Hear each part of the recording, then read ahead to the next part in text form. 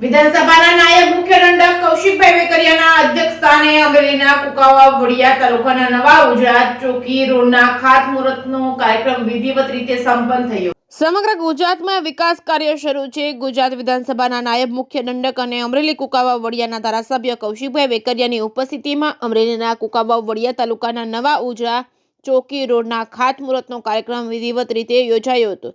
જિલ્લા પંચાયત માર્ગ અને મકાનની 50 લાખની અનુદાનમાંથી નવા ઉજળા ચોકી રોડ બનાવવામાં આવશે। અંદાજિત 2000 મીટર રોડની કામગીરી 4 થી 5 દિવસમાં શરૂ કરવામાં આવશે। આ કામગીરી આગામી 20 દિવસમાં પૂર્ણ કરવામાં આવશે। નવા ઉજળા ખાતે રોડના ખાતમુહૂર્ત પ્રસંગે વિધાનસભાના નાયબ મુખ્ય દંડક કૌશિકભાઈ વેકરિયાએ ગ્રામજનો સાથે રામજી મંદિરમાં સાફ સફાઈ પણ કરી હતી। ઉલ્લેખનીય છે કે સમગ્ર દેશમાં ધાર્મિક અને આધ્યાત્મિક સ્થળો પર સાફ સફાઈ અભિયાન હાથ ધરવામાં આવ્યું છે।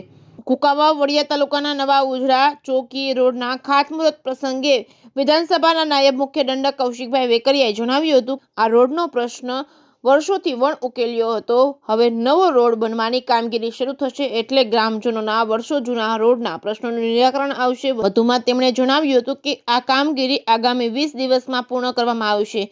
કુકાવા વડિયા તાલુકાના નવા ઉજળા ચોકી રોડના ખાતમુહૂર્ત પ્રસંગે અમરેલી જિલ્લા પંચાયત તેમજ તાલુકા પંચાયતના સદસ્યોના નવા ઉજળાના સરપંચ, તલાટી કમ મંત્રી સહિતના અધિકારીઓ, કર્મચારીઓ અને ગ્રામજનો ઉપસ્થિત રહ્યા હતા। Reporting by Jainik Sojitra, Amreli.